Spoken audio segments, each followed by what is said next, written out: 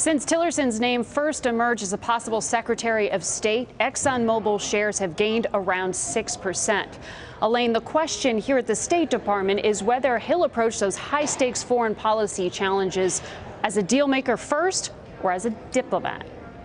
Well, Margaret, several Republican senators, as you know, including Marco Rubio, Lindsey Graham, and John McCain, have come out and questioned Tillerson's connections to Russia.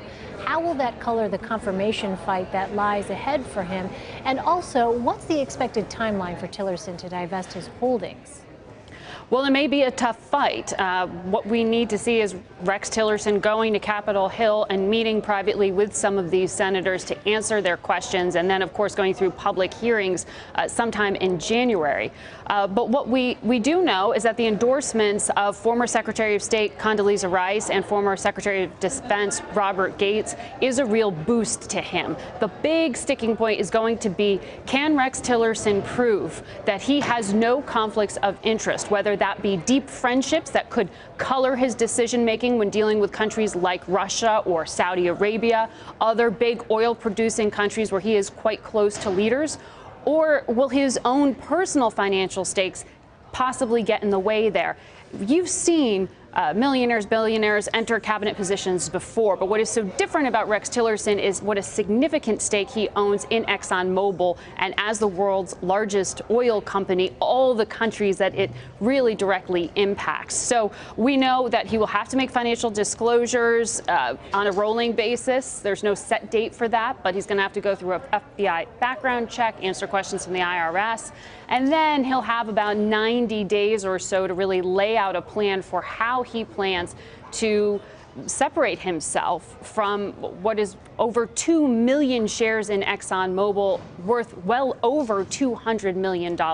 So his lawyers, his financial advisors, and the board of ExxonMobil all have to map that out.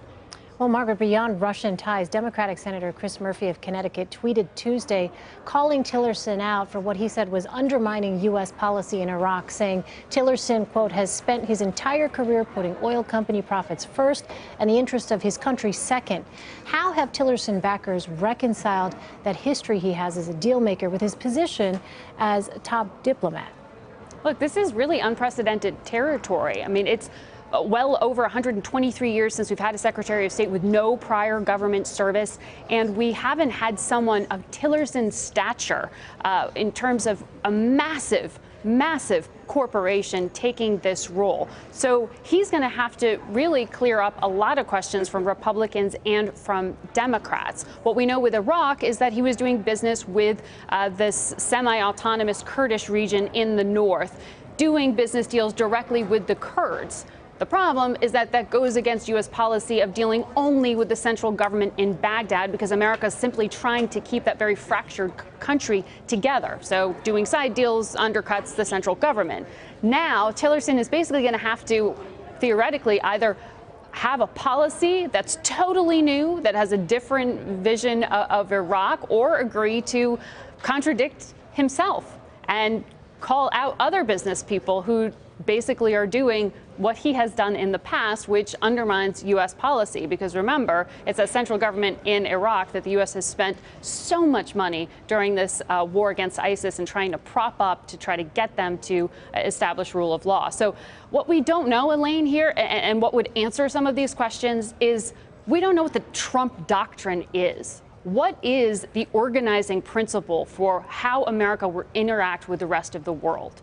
Is this about cutting deals, being very tactical in the short term, or is this strategic about positioning the U.S. for the longer term? So that's the kind of thinking we're going to have to hear Rex Tillerson articulate during these public hearings. Are his personal views, are his views as an American very different than his past actions as a business person? Nothing wrong with making money. That kind of deal making should be celebrated, many on Capitol Hill believe, but they want to know that it won't undercut the interests of the American people and American national security.